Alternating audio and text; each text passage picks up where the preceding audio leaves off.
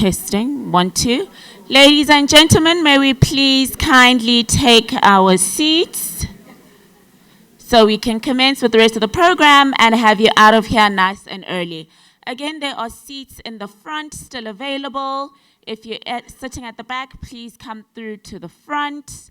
And if you're still outside of the main auditorium and can hear this, kindly make your way back into the auditorium for the program to commence. I'm going to give it 10 seconds just to let anyone else who's still outside come in before we begin. Right, well, thank you, everybody. I hope you all enjoyed the lunch, and we're all back just to see the last part of the afternoon. We have three very interesting sessions. The first one is from George and Ben from Standard Bank. We then have, and we thank very much the Reserve Bank for making it here, Ruanru and Zandile Gineke. So thank you very much for giving me all your time. We know that you're always very busy. And then in the last presentation, I would really like everybody to be here. It'll be a Zoom, it'll be virtual. It's with the editor of the TMI, who will be the facilitator, Eleanor Hill.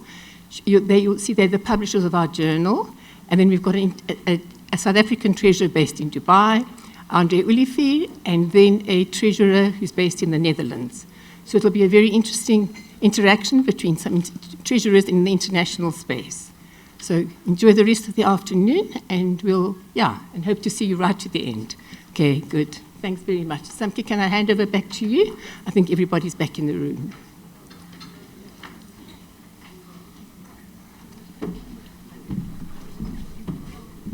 All right.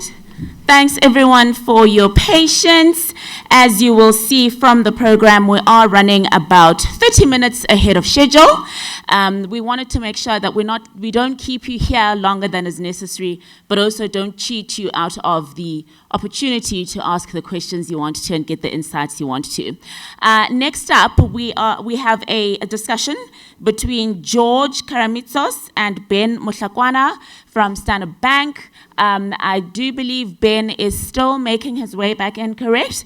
And they're going to be talking to us about sustainable trade and working capital finance, as well as working capital management challenges and opportunities. Before we do that, is there anything that, questions or comments that you'd like to give to us before I hand over to the panel? I know someone had asked we make the presentations available to you. Is that something you're interested in, by a show of hands? You'd like a copy of the presentations? Okay. That's an overwhelming response. Perfect. Is there anything else that we should know or that you'd like us to arrange for by the time we leave here today?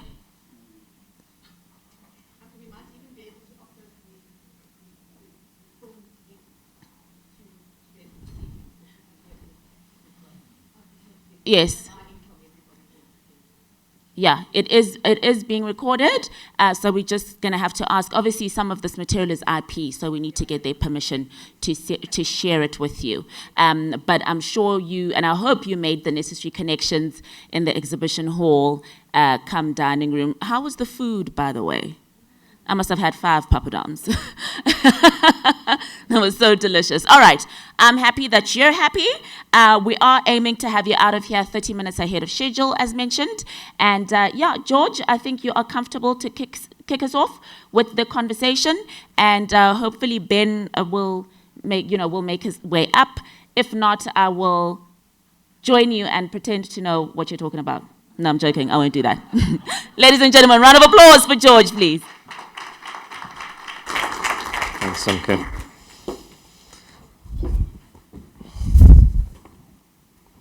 Okay, great.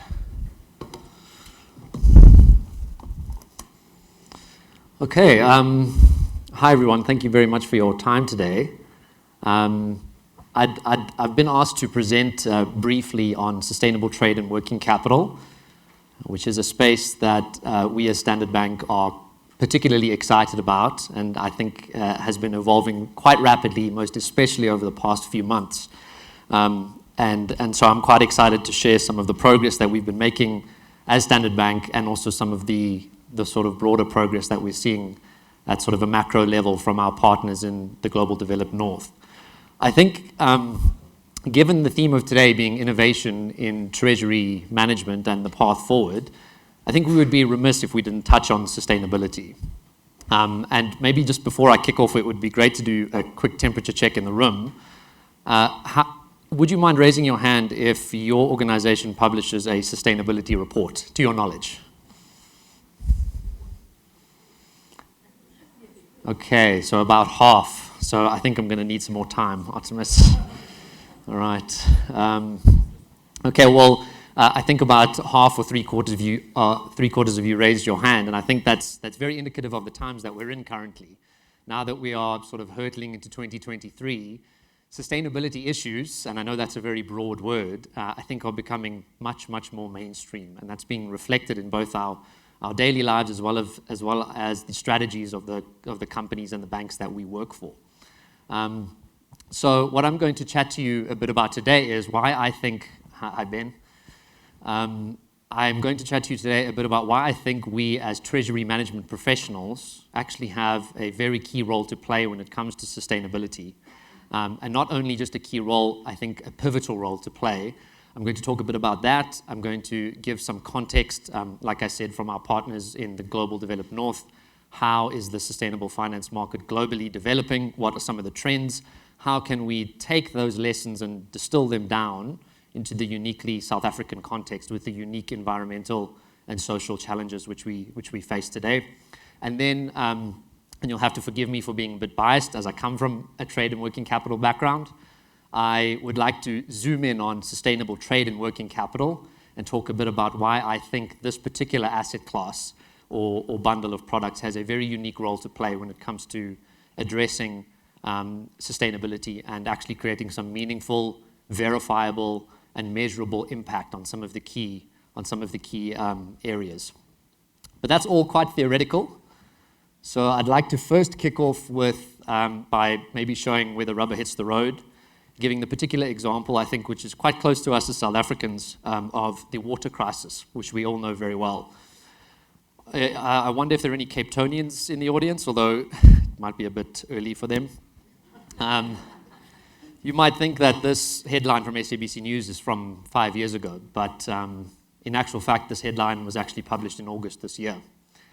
And the Eastern Cape, I studied at Rhodes University some 14 years ago now, where the water crisis there was an ongoing concern and even threatening the university's operations. And today we see an article from NPR which says that the Eastern Cape is now also talking about a day zero without water, just like the Western Cape was a few years ago.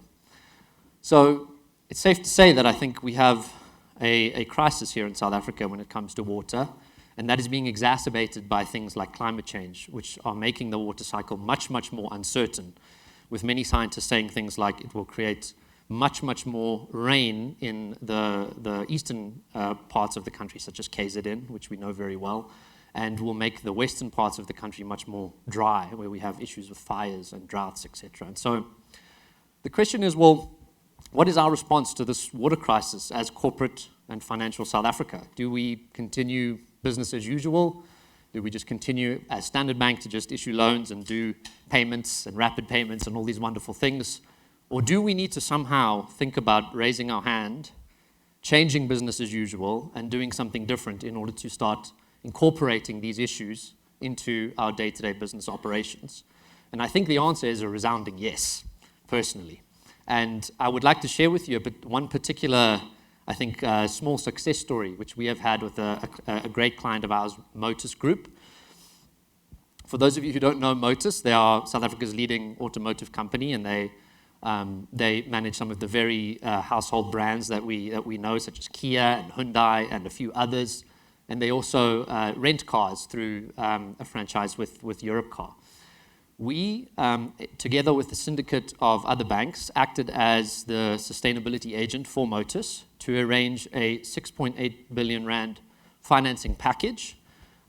We engaged with Motus's sustainability strategy. We found Motus to have an absolutely excellent and comprehensive sustainability strategy, and I'd invite you to go ahead and read their published sustainability report, where and together with the syndicate of banks, agreed various stretch targets on 4 of the key sustainability issues that are unique to Motus' sector. So, for example, use of fuel on the road, and of course, in delivering clean and hygienic vehicles to customers, Motus also uses water. And so Motus has put up their hand to agree to the stretch target to reduce their water consumption from a baseline by 90 million litres by the end of 2023. And we, as the syndicated bank that arranged this, will, if Motus meets this target, will afford them a nominal interest rate benefit. This is an example of how we can leverage sustainable finance to not only sort of talk about sustainability, which we have been doing, I think, for the past 10 years, I think some would say relatively unsuccessfully, but actually add rands and cents behind real and verifiable movement along some of these issues, such as, for example, water consumption in South Africa. So I have to applaud Motus for agreeing to the stretch target. 90 million litres is sort of it's a hard number to get your head around. It's sort of a big number. It's 45 million 2-litre Cokes. Or you'll have to forgive I had to dust off my grade 10 geometry. But you'll have to check me on this, but if I'm correct, 90 million litres of water, if you visualize it, equates to a cube of 50 meters across, 50 meters deep, and 50 meters high. And so that's a serious amount of water. And of course, we're by no means saying that we have solved South Africa's water crisis overnight, but of course, that's a chunk. And I think for us, this was a fantastic pilot success story where we look at key sustainable performance indicators such as water consumption. We're able to come together as treasury management professionals and structure deals and do something proactive to actually start to move the dial in a meaningful way. So yeah, I think that was a fantastic success story which I wanted to share. But now that we've sort of seen an example of how the rubber hits the road with regards to sustainable finance, I'd like to take a step back and say, well, sustainable finance is one avenue by which we can address some of these key sustainability issues. But what is the call for finance more broadly? This is what we're doing here in South Africa, but what's happening with sort of at a global level? What is the message? And I've just included 4 examples here. The United Nations, of course, the IMF, the ECB, and more locally, the South African National Treasury have all explicitly stated that the financial sector and all of us that have a role to play within that have an absolutely integral role in addressing and helping to move the dial on climate change and to control some of these issues which are snowballing right now. And so, like I said before, it's very important for us not to just talk the talk and have nice and well-formatted sustainability strategies, but we need to actually be putting and leveraging our position in the financial world to put rands and cents and dollars behind making a real change on some of these issues. Okay, so what has been the global response to this call for sustainable finance and for the financial industry to get involved? Well, it's been a story of explosive growth. This graph shows global sustainable finance debt issuances, the majority of which, of course, in the developed north. And it shows an exponential story. The global debt issuances have gone from some 20-something billion dollars now, increasing exponentially up to over a $1.6 trillion industry. And I believe the industry is actually on track to close more than $2 trillion worth of sustainable finance assets in 2022. And not only is the asset class increasing in size quite significantly, you can see it's also increasing in complexity. Financiers have been able to deploy a much more mature and complex set of sustainable finance products, as you can see from the various colors on the graph, in order to meet the needs of their customers. And the industry continues to grow in this regard. Now, an important point when we look at this is that primarily the sustainable finance space has been led by the longer term asset classes. So you may have heard of green bonds, social bonds, sustainability linked revolving credit facilities and the like. And that is absolutely fantastic, and we have seen great traction in South Africa and even some African countries on using some of those products. But of course, going back to the call to get involved as financiers and as treasurers, we also would like to think, well, do we in the working capital and trade space have a role to play in this? Do we have any unique offerings that we can leverage to answer this call and to make meaningful change? And I believe the answer is yes. I believe trade and working capital finance has a unique way to address some of these key issues, which I'll talk about shortly. But before I go into that, I think it might be useful to differentiate the two different types of sustainable finance. There are many different types, but these are the two broad categories which the market has seen evolve. And I think it's quite useful to understand the different ways which we are able to overlay various banking products with sustainability in a meaningful way. So on the left-hand side, you'll see what we call a performance-based solution. And this is very akin to the Motus example, which I gave earlier. This is when we engage with a company or a bank at a corporate level. We look at the sustainability strategy. We take out what we think are the most material key performance indicators, such as water use, electricity use, emissions, and similar targets. I've given some examples here. And just like in the Motus example, we attach the performance of those stretch targets to the pricing of the facility. So essentially, the bank is willing to give a nominal interest rate benefit for performance on those key performance indicators.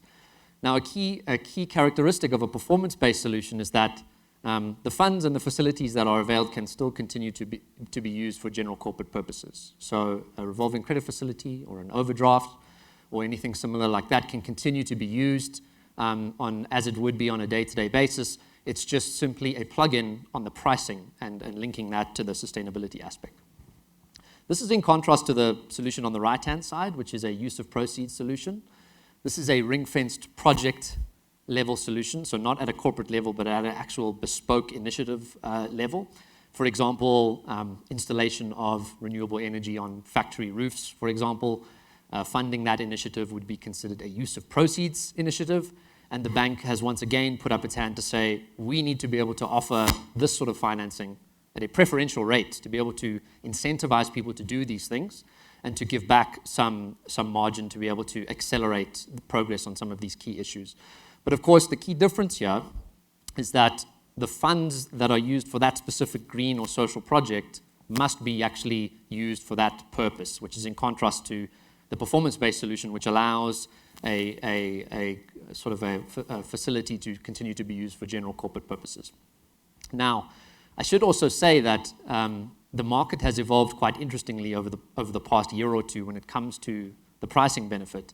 Not only is the pricing benefit afforded for achievement of certain KPIs, but conversely, if a particular corporate or bank actually deteriorates on certain sustainability metrics, perhaps they're emitting much more carbon or they're using much more water, there will be actually a penalty that gets levied against the facility of equal, and usually the market has moved in such a way that it is of equal magnitude. So, and I know, of course, the question is probably in your head, well, how much are we talking, of course, right? And the answer to that is quite tricky. It varies from client to client, as you would imagine, with various risk grades. It varies currency to currency. But typically, to give you just a sort of a broad idea, the market in ZAR is somewhere in the region of 10 to 25 basis point swing, both as a maximum benefit and a maximum penalty. So sizable enough to actually be meaningful, especially with large corporate facilities, but not so large that it jeopardizes an entity's debt capacity or interest expense line item. An important commonality between these two types is that they both require independent ESG verification.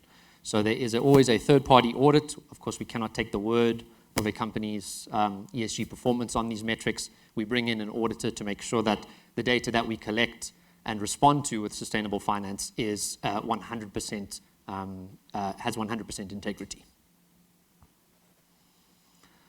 Okay, so zooming in on trade and working capital finance and why I think we have a unique opportunity in this space to really make quite a difference. The two kinds of sustainable finance, which I alluded to in the previous slide, can essentially be overlaid with the bundle of trade and working capital products which banks typically have. And I've just listed a few here: working capital, supply chain finance, guarantees, and letters of credit. I know there are a few others, but I thought I would just focus on a couple of these to start off with. But first, I'd like to pull your attention to the right-hand side of the slide. and answer the question, how do we exactly know what is green and what is social? How do we actually classify a particular transaction as compliant or not? On sort of a cursory think about this, it sort of might be quite easy. You think a renewable energy project is of course, it's green. But to give you an example, on some renewable energy projects that we have seen, where there is actually a strict output demand in terms of kilowatts, the renewable energy provider will in the background, supplement the energy output with a diesel generator, for example. And so even though the project is a renewable energy project and you see the solar panels, they're busy burning the midnight oil. And of course, we cannot, in good faith, classify that sort of transaction as green. And that's not the kind of transaction which we'd like to incentivize in the market. So how do we handle this problem of subjectivity when it comes to classifying transactions as green or social? We rely on international best practice, on some international taxonomies and international principles, which are set out by globally acclaimed organizations such as the Loan Market Association, which has published the sustainability-linked loan principles. And for example, to bring it more locally, the South African National Treasury has recently released the SA Green Finance Taxonomy, which is a very interesting read, and it's publicly available. I would invite you to take a look at that. It delineates what are our important green and social issues in South Africa in order for banks to be able to get behind sustainable finance initiatives. And so once we have successfully classified a transaction as green and we can stand behind that, we are then able to overlay those solutions into the trade and working capital space. And I'd like to highlight two particular examples which I'm quite excited about. The first one is supply chain finance. Typically in the sustainable finance world, the initiative is completed on the corporate or the bank itself, right? And very much looks at, I think rightly, the performance of that particular entity. But environmental analysts are becoming much, much more sophisticated in the way they analyze a given product or a given company. And they are starting to say things like, well, it's all well and good if a particular company can reduce its emissions, for example, but if it is procuring from a particularly bad offender in a foreign country, for example, which is just pumping out carbon, then that's actually not so great. And bringing that product to the consumer is actually not sustainable. And so there really has become much, much more of a pass-through view on these sorts of things. And we believe that supply chain finance is uniquely positioned to play a role here. When an entity is looking at its entire supply chain, we are able to leverage our supply chain finance solutions in order to, once again, put some rands and cents behind rewarding or penalizing movement on particular sustainability goals. And in the supply chain, there are some uniquely relevant ones, such as emissions. The big buzzword now is Scope 3 emissions. And for example, recyclable packaging is also a big one, especially for those suppliers who are selling to certain retailers, for example. So we think that sort of solution has incredible power to not only change the behavior of one particular client and incentivize change, but go an order of magnitude larger and start to affect change in an entire supply chain. So we have seen this solution be successfully implemented by some public examples such as Walmart and Coca-Cola in the developed North. And we have recently put in all the necessary governance and product approval to get this done here in South Africa. And we're currently seeking pilot clients. So if this is something that sparks your interest, be happy to have an exploratory chat. The second example which I'd like to talk about is working capital. And just to take a step back, of course, I think it goes without saying, everyone here understands what working capital is, that a company's cycle will go from a net borrowing position to a net cash position as the company continues to operate and the working capital cycle evolves. And so the question is, well, if we want to bring in sustainable finance into that structure, we need to be able to ensure that there is a financial incentive both on the lending side and on the deposit side.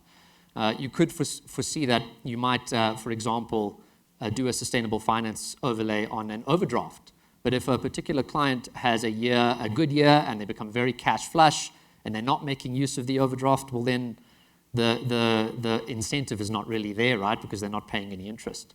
But conversely, if we link the deposit side and gave a preferential interest rate, and a client leaned heavily on their working capital facility and didn't hold much deposits, once again, there's no real financial incentive. the real whole solution here, which we aimed for, was to link sustainability on both legs of the working capital cycle to ensure that wherever a client is in that journey, there will be real financial incentive for them to meet their targets. And so to elaborate on that solution a bit, I wanted to give the second example of the day, which is Woolworths. Woolworths, we closed the first sustainability-linked overdraft facility early in the year. And Woolworths, I think it's a name everyone knows. They have an extremely comprehensive sustainability strategy. They call it their good business journey. And they focus in on 3 particular KPIs, which are aligned with these UN Sustainable Development Goals. And more recently, we've been working on this this year. We closed the other half of this in the sustainability-linked deposit. So no matter where Woolworths is in their working capital cycle as it pertains to our facilities, whether they have a cash flush position or if they are using their working capital facility, we have linked their sustainability goals to provide that financial incentive for them to meet those particular targets. So I'll conclude with that. I think it's certainly an exciting space that's been evolving, especially quickly over the past couple of months, and one that we're putting a lot of effort into building products and looking for pilot clients. So we'd be very keen to chat with you if any of these ideas spark your interest. You can find us on the floor, or you can contact us via email or speak to your relationship manager. I think from our perspective, we've now concluded just a handful of transactions, but what we really want to do is start to now that we have a solid footing on how we think we want to do this, expand it into, hopefully more corporates in the space, and not only that, also other banks in which we have, when it comes to trade finance, a very comprehensive relationship with as well. And so we'd really be very open to discussing these solutions further so that we can start to really move the dial on some of these key issues that we are facing. That's it. Thanks.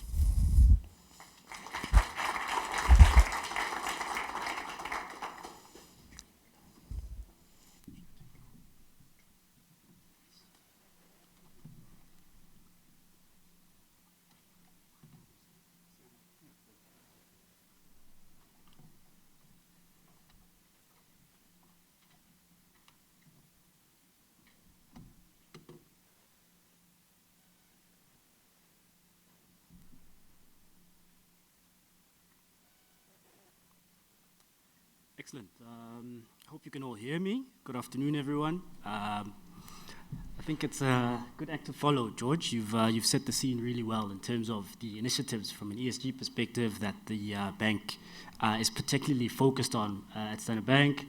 And what I'll touch on a little bit, further to that is just a broader picture around working capital management, and particularly what we're seeing in terms of themes at a broad level on the challenges as well as opportunities in the current market. So what I'll start off with is a particularly interesting piece of research we did a couple of years back at the onset of COVID. And why this research resonates importantly for many corporates today is particularly because the research we spent a bit of time looking at the last period in which the world experienced significant upheaval in terms of major economic crises. And what's key here, particularly to highlight, is that the global financial crisis in 2008 obviously being a significant marker for the last crisis, we looked at how already South African corporates were leading up to 2019, just before COVID, and what insights we could gather from this piece of research. The sample of companies we looked at cut across various sectors and industries, and the companies formed part of the JSE Top 40 Index and had their primary listings on the JSE and were domiciled in South Africa. So all in all, we observed that corporates on average achieved their best levels of post-global financial crisis, working capital levels, looking at the cash conversion cycles in the 2 to 4 years following the global financial crisis, also depending on underlying sector dynamics. Now, the interesting part is how this unfolded. Our findings showed that in the immediate years following the global financial crisis, strong working capital management was prioritized, and in fact, You can see the benefit of that when you look at how the graph on the screen dips towards 2011. But then gradually what we noticed was that working capital leading up to 2019, looking at the cash conversion cycles, was in a worse off position compared to 2008, that is. And this was by a CAGR of 1.2%.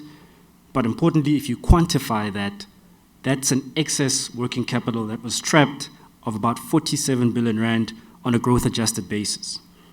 So in a nutshell, there's three key takeaways on this particular piece of research. That is that, firstly, the study showed that a number of large South African corporates found themselves in a more strained working capital position leading up to the COVID-19 crisis. But secondly, at best, and obviously depending on the nature of the crisis, as well as underlying sector dynamics, the improvements in working capital efficiencies may take anything from near-term quick wins to a couple of years to be fully realized as working capital levels stabilize and as management teams prioritize working capital management to ease off through the crisis. And most importantly, as major economic challenges subside, working capital management disciplines may tend to be relaxed and may even deteriorate over time as management teams start to reprioritize other key focus areas of running their businesses. Now, why this is important and why I started with this particularly is because while the world has settled into this new normal post-COVID operating environment, where most global markets have now fully opened, working capital, obviously, in that sense, is expected to start stabilizing, right? Because we are, in a sense, thinking that the worst is over in terms of COVID, but we're not quite out of the woods yet in terms of working capital management and the impact on corporates. And that's because we know that several global and local supply chain disruptions still persist to this day. And this means that while corporates are still recovering from COVID-19, we know that there's still several other challenges that have been, spoken about at length during the course of today as well. And this necessitates a continued strong working capital management discipline and focus for corporates to this day. So we know that while COVID-19, dominates less and less of daily headlines these days than it did, say, earlier this year or a year ago, it still remains a relevant source of market uncertainty to some extent. While from a South Africa perspective, the economy is now fully opened up, we do know that China, for example, still maintains a zero COVID tolerance in terms of its stance on managing the pandemic. So the global response to COVID in that sense is still not aligned when you look at different geographies and different countries, and that means that different countries may yet still respond to COVID flare-ups differently in the future. So something to keep in mind in terms of working capital planning for the future. And how we've seen this play out as well, particularly, is through logistics backlogs at some of the biggest ports globally and to an extent locally as well. And this has brought about shortages in shipping containers globally. We've seen industrial action at ports in the UK, for example, and most recently in South Africa. But there's also been other unforeseen events. The Suez Canal blockage of 2021, for example, comes to mind here as well. And a case in point is just, if you look at earlier this year at the start of 2022, the average weekly ocean freight shipping costs were significantly higher, about 3 to 4 times higher than the year before. So again, right, globally, we're seeing that these global shipping costs are gradually starting to taper down, which provides corporates with some relief, but very key to consider when doing working capital planning, particularly for corporates. On a more localized level, we've seen the devastation that's been caused by the July unrest last year, but also the KZN floods this year as well. And what this has done for working capital planning and supply chains has been immense. At a combined level, we've seen lost or damaged inventory at large scales, ripple effects all the way through to lost sales, delays or write-offs in collections of receivable, and this has affected payable cycles as well. And further to this, the impact obviously includes damage to warehousing and manufacturing facilities, which has a capex implication to it for corporates. If you just look at the Sasria insurance claims, for example, that were reported, these topped 30 billion. And again, this is significant numbers in terms of how this impact has rolled over into the effect of corporates and how they manage their working capital. Just a snapshot in relation to South African corporates, particularly in relation to how they managed the July unrest. The SARB data indicated a substantial increase in corporate overdraft drawdowns, with a 7.3% increase in corporate overdraft usage in the month of July 2021 alone. And this was the largest single month change since December 2015. What's also topical this year is the geopolitical tension in Europe. Emanating from this, we've seen obviously varying levels of impact on working capital, from the limited direct market access to affected countries. We're also currently experiencing those secondary effects of these geopolitical tensions, which include global inflation, which is squeezing margins of corporates, but also putting consumers' disposable income under immense stress as well. We've seen resultant rate hikes, FX volatility, varying effects on commodity markets.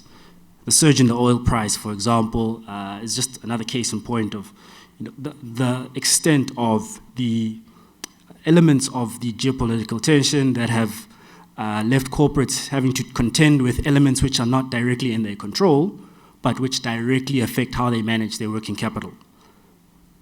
And a key takeaway, particularly on the challenges of working capital today, is that while unforeseen events do occur from time to time, which tend to create market shocks with consequences for working capital management, it emphasizes the need for corporates to have strong supplier relations to manage any impending fallouts that might occur as a result of these shocks, but also emphasizes the importance of continuity and access to adequate liquidity to overcome some of these temporary but yet impactful incidents.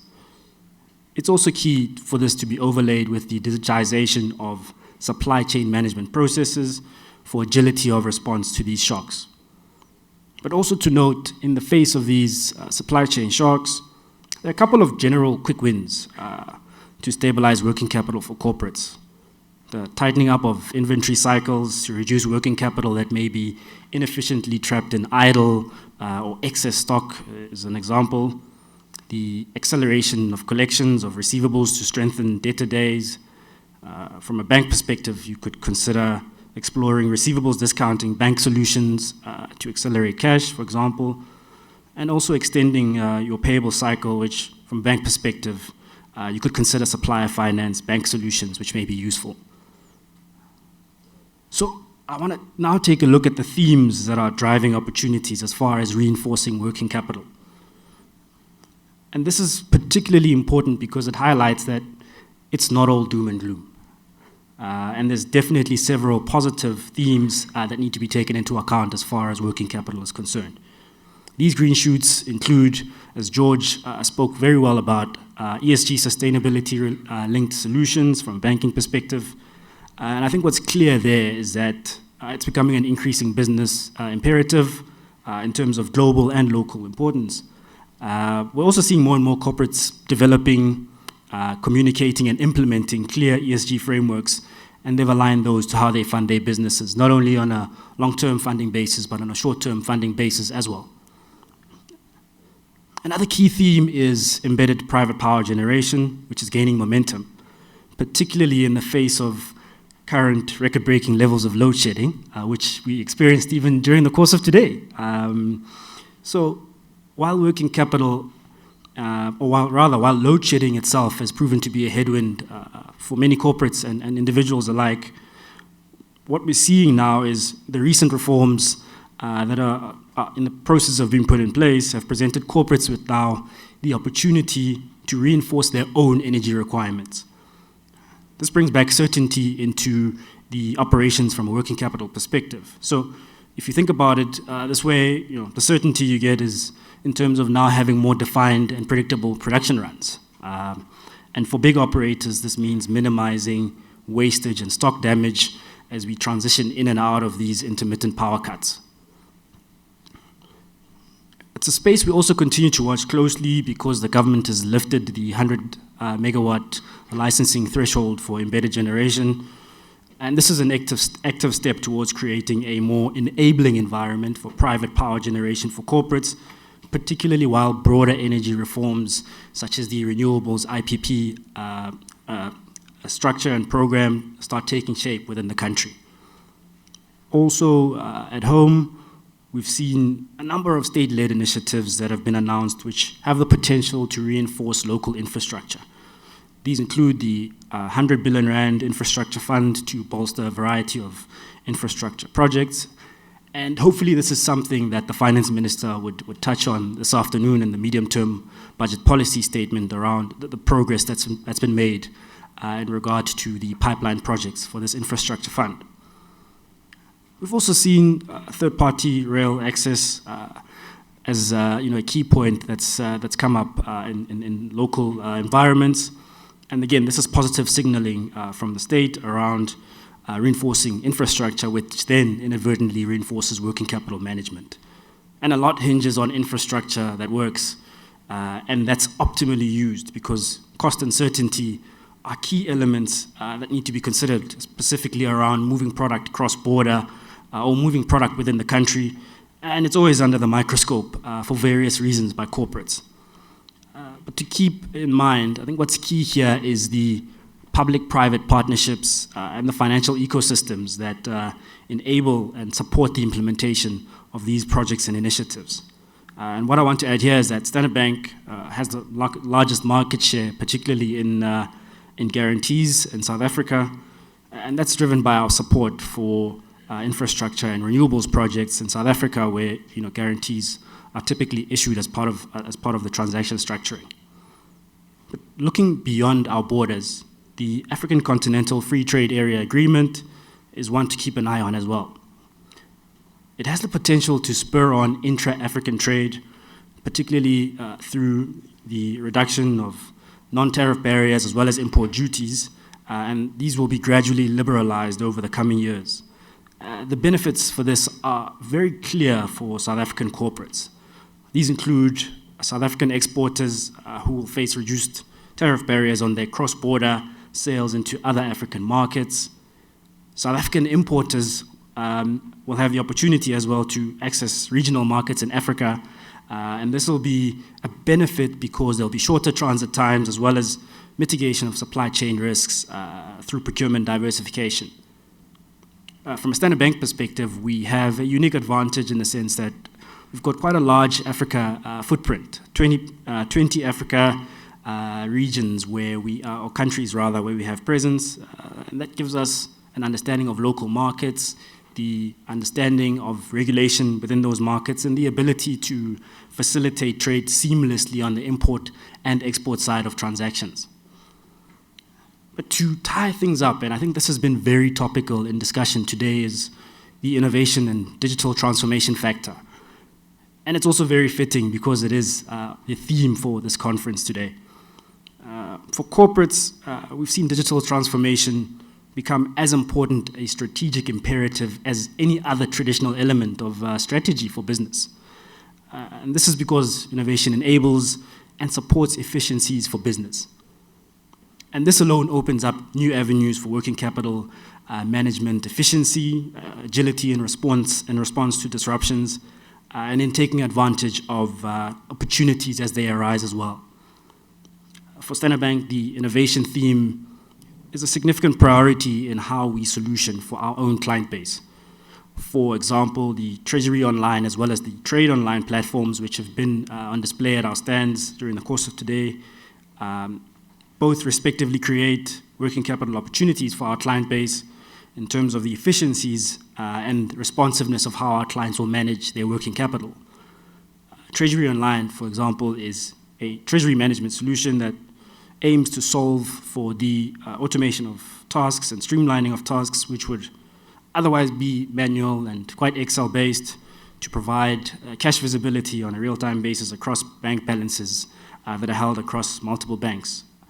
And this alone is an important feature because when we think back to the onset of COVID-19, a lot of corporate clients who were banked across geographies, large MNCs with strong balance sheets, had the challenge of particularly having visibility in real time around their bank balances and cash balances at the time, and being able to get this view and visibility fast enough to still be able to make decision making at the speeds at which things were changing on a hourly and day-to-day basis for corporates. Other key features include cash flow forecasting, the tracking of the forecasts versus actuals as another key feature here, an FX module that allows for the hedging of FX risk, as well as a working capital module, which provides a view of working capital metrics, allows for scenario analysis, as well as benchmarking of working capital. And there's a few other exciting features coming along as well, such as transactability on the platform as well.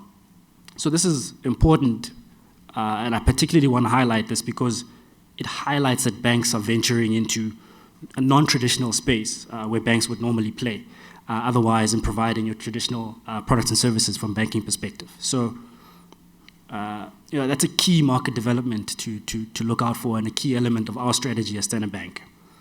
I'd also like to mention the Trade Online platform, which enables corporates to submit trade instructions digitally for domestic guarantees as well as import LCs. It's a paperless solution, and this obviously has various benefits as well.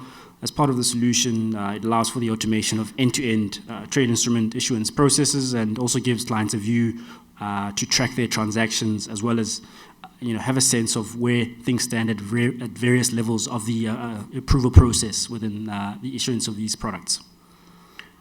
So these, again, are just some of the innovations coming through from a bank perspective that enhance how clients can more effectively manage their working capital through bank platforms.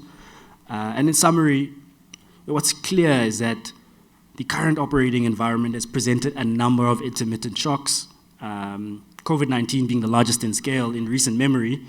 But there's also been a few other subsequent recent impactful disruptions globally and locally that have placed corporates' working capital under immense pressure. But there are also a number of encouraging themes. And these themes bring about positive spin-offs for working capital management for corporates and enable corporates to manage their working capital and supply chains more efficiently. So I'll pause on that note and happy to take questions.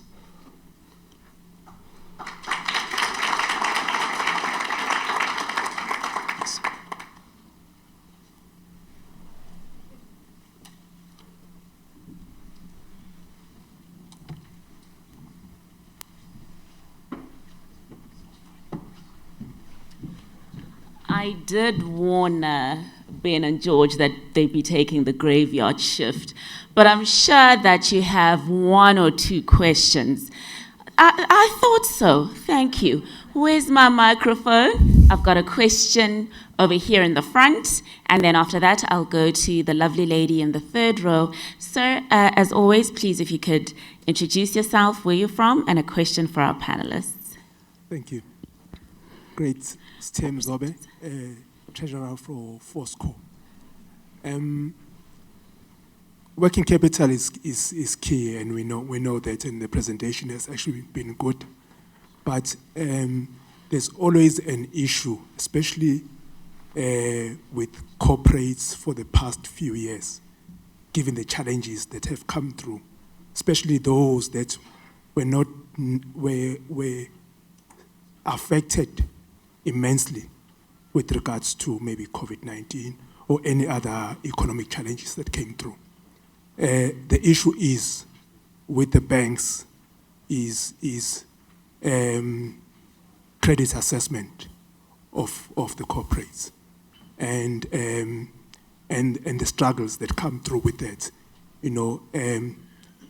Are the banks actually looking at that in terms of how then do you support a company that has actually been struggling throughout these challenges? Because I'll make an example with us. It has not been a good 8 years, and we saw banks actually reducing facility lines, and lesser support as well, you know, and it's a struggle to see such innovations and actually be able to participate on them, mainly because, you know, the credit assessments, you know, were not good back then, even though there are sort of improvements that are actually there, but the banks are still, you know, holding on to the credit assessments that were there with regards to the corporates. How are you guys actually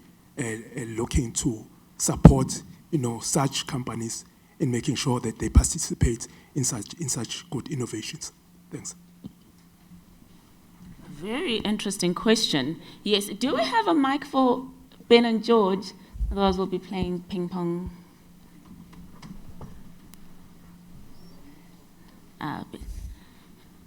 Do any other corporates share the sentiments that Fosco has mentioned around the credit assessments and, you know, kind of the stickiness that banks tend to have with regards to advancing credit? Of course, we understand you need to be responsible in managing your credit risk, but at the same time, we're in uncharted waters and kind of need to think outside of the term sheets here. Gentlemen?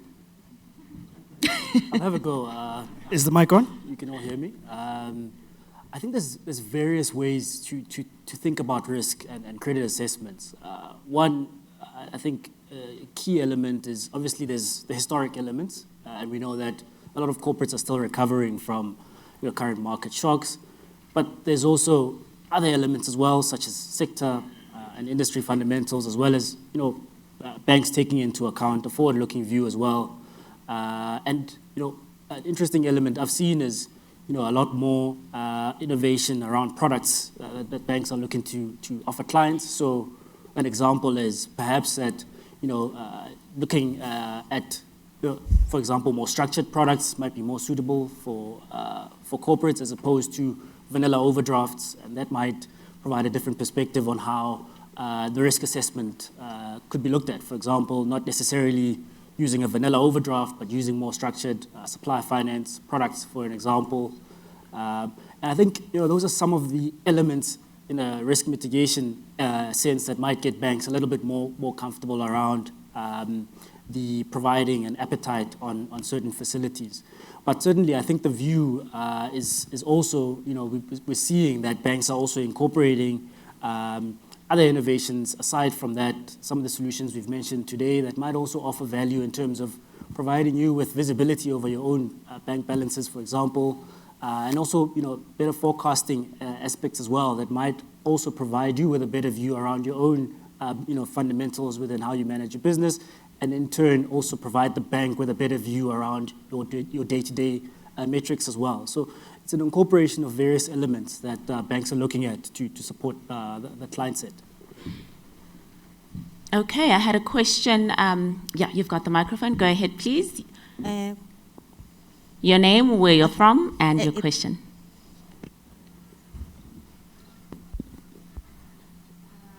Mpaki Singh, There we go. from the city of Tshwane. I think my question is based on the presentation under sustainable finance. So you touched the climate change funding and the sustainable finance. I just wanted to have some clarity. Does it include the green bonds initiatives, and what is the position of the banks when it comes to offering the green bonds? Yes. Short answer is yes, most certainly it includes green bonds. We have, as Standard Bank, executed a number of transactions under green bonds. As I was saying, I'm the trade and working capital guy, but I sit in the sustainable finance team, which has other people who are specialists in this sort of area. You may have also heard of things such as social bonds, essentially linking a company's long-term bond financing package with certain key objectives, right, or key projects. So it's 100% something we can look at. It's 100% something we can also look at for parastatals and state-owned entities. So, yeah. Wasn't it Barlow World recently that issued a gender bond? Yes. As part of their female transformation initiatives, Yes. funded by the other bank that's here today, not you guys, but Who was that? no shade. Unbelievable. I've got a question at the back.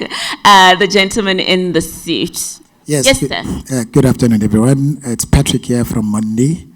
The question is directed to George, unfortunately. George, you made mention of the sustainable finance, which is a very good idea. But then you are saying there is an independent ECG verification that is done. I think from corporate perspective, then you would wonder who will be responsible for the cost of that independent verifier. If you can give us some idea on that. Absolutely, yes. So typically in the market, the borrower does pay for the cost of the audit.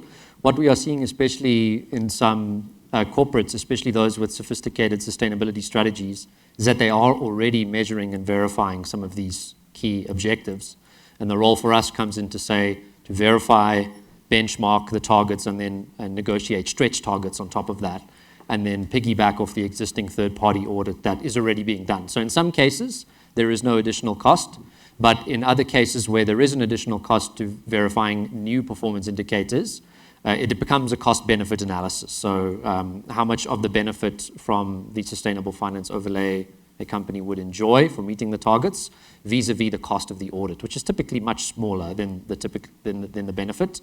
But we handle that on a case-by-case basis. And we're also seeing, in addition to some of the large and big environmental audit firms, such as EcoVadis and Sustainalytics, also like the big auditing firms such as EY, Deloitte, etc., are looking also now at verifying certain ESG metrics as part of their audit package for companies. So, yeah. Sorry, Judge, just another question. I think this one now is based on the penalties that you spoke about. And there is a combination of the structure where there is working capital involved and sustainable goals. So how then do you determine the penalty that has to be imposed to the client?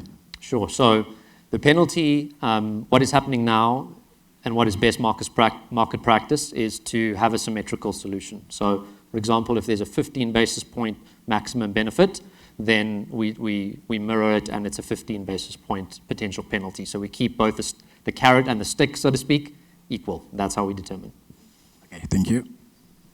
Thank you very much. Any other questions before we there we go. I've got a question in the front, the gentleman with the white shirt, and one right at the back, the gentleman in the suit. Thank you. Lucien from Avengecare. Question for Ben. Ben, we've noticed recently, you've mentioned that you issue a whole lot of guarantees and all that, and being involved in a contract service providing environment, those are most requirements, especially when you go to within the continent and all those things. So what we've noticed recently is, so we used to have a pricing where you would actually get a percentage and saying if we issue a guarantee, this will be the percentage. But now it has changed to an extent that banks are stating that guarantees will be charged on the basis of risk assessment and all those. And those things actually make it a little bit difficult, especially when you're tendering to a process where you need to filter your guarantee cost and all those things. So then how do the banks help in that instance? Because you know what, you can get pricing, like you can see that the bankers actually doesn't want to support the paper in that, and then they just give you a very exorbitant fee that you can't even, it will eat into your margin. So then how you as bank assist in that instance? Because I think it's a trend now that is going forward now. Thanks. I'll touch on that a little bit, but I think in support of my response as well, Musa's here to respond as well from Standard Bank. He's our head of trade sales South Africa.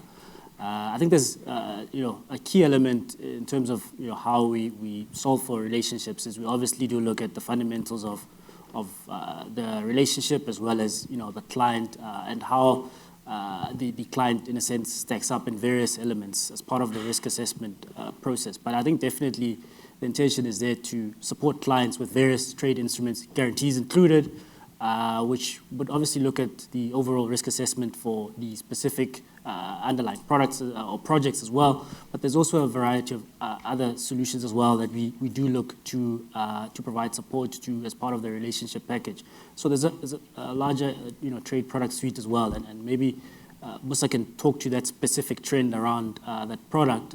If you could hand him the mic just behind you.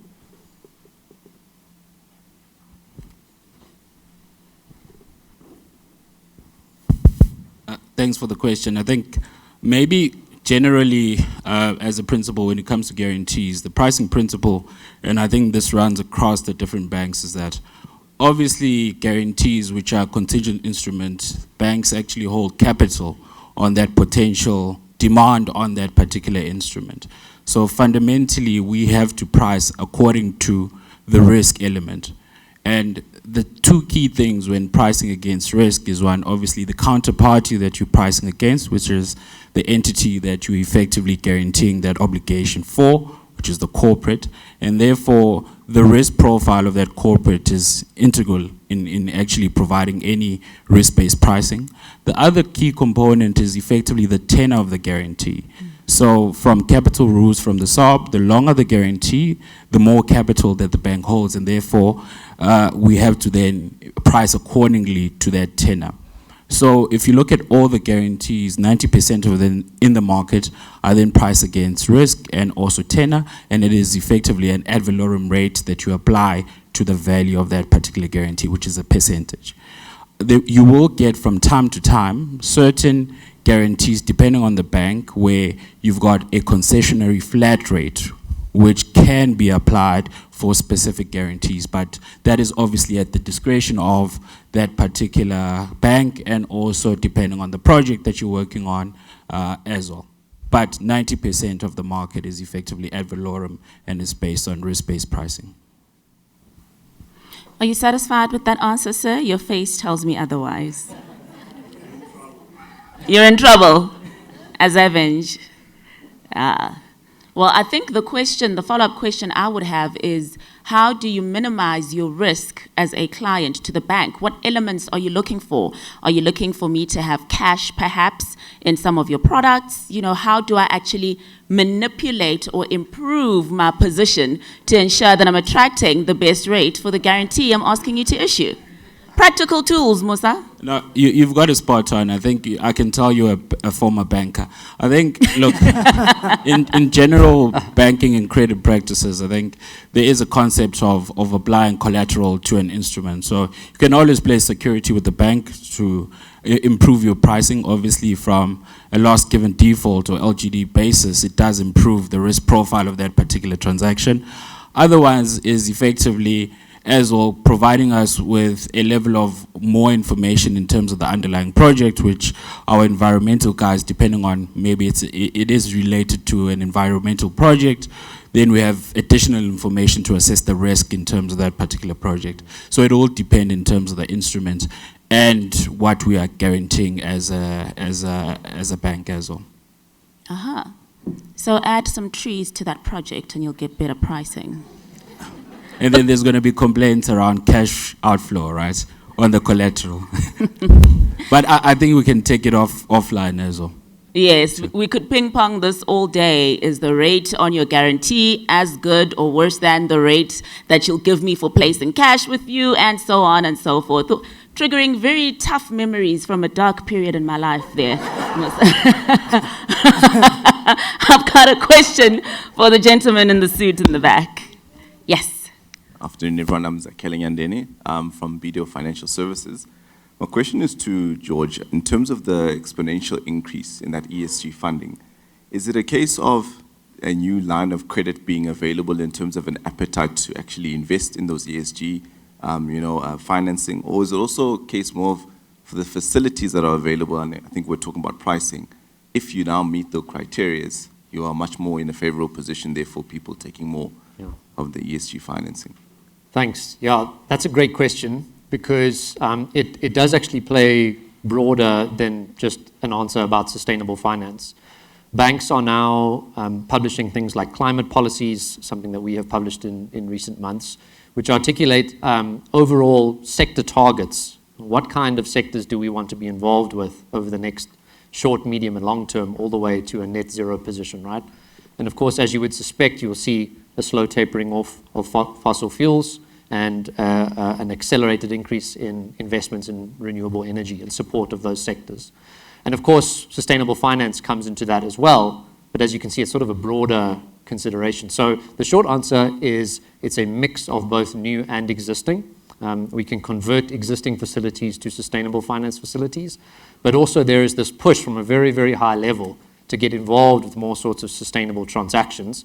And so following that comes an increased credit appetite where banks are hitting their limits on their targets that they've articulated for the medium term, for example. So yes. Yeah. Thank you. I knew you'd be back. Microphone, please, for Avenge.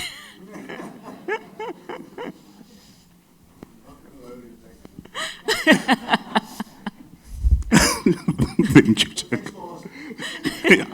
I'll keep you on the chair. Thanks for the opportunity again. This question is more to George, and it relates more to ESG. And you've mentioned that you support a whole lot of government green papers and all those things. One, the standards that are there in your ESG requirements, how are they set? And are they flexible enough? I mean, for instance, my concern now is, I've been looking at the numbers, for instance, look at the unemployment rate. And how do we go about incentivizing, whether it's government institutions or corporates in creating employment? Because we are currently sitting on a time bomb. And you look at the numbers of professionals who are actually leaving the country as well. So that means we are not sustaining quality employment. So we'll be a country that will be in danger as we go forward. Thank you. I wouldn't want to be in the position of a banker that needs to balance social impact with, I know what you're going to say, responsibility to shareholders. But go ahead, George. Let's see what your response is. Wow, okay. You set me up, I've got to try dunk that. Okay. I think in short, I'd be delighted to chat with you about linking your loans to creating jobs. So, look, I think you referenced the standards in the beginning of your question. I think that's critical. Ultimately, there are a lot of standards out there. I gave a few examples, such as Loan Market Association. We have a local one set out by the National Treasury. But really, I think what we consider to be the gold standard, and one that really overlaps a lot with the other standards, is the UN Sustainable Development Goals. And if you haven't seen these are 17 social and environmental goals, which the UN constructed in partnership with the public and private sector, and financial sector for that matter, to focus on the 17 most important social and environmental issues which are facing the planet today. And you can check these out online, and they have quite an impressive, comprehensive sort of analysis of each of these. One of those is decent job creation and economic growth. And so it's 100% earmarked as a particular pillar of sustainability. And I think, for us in South Africa, in my opinion, perhaps biased, it is one of the most important ones that we need to address. And so most certainly we are very hungry to start linking in that particular point of job creation and incentivizing that through our sustainable finance mechanism. So it's something that we haven't done quite yet, but it's 100% on our radar to start doing that. Yeah. Thank you very much. So I will have to exercise my powers as program director and say I will not be taking an additional question at this time, simply because we do need to manage our time and also our international virtual panel that is waiting to address us. So please do forgive me, and you do have the opportunity of having an offline discussion with Standard Bank at their exhibition stand, and Ben and George will still be available. So ladies and gentlemen, a round of applause please for Ben and George from Standard Bank.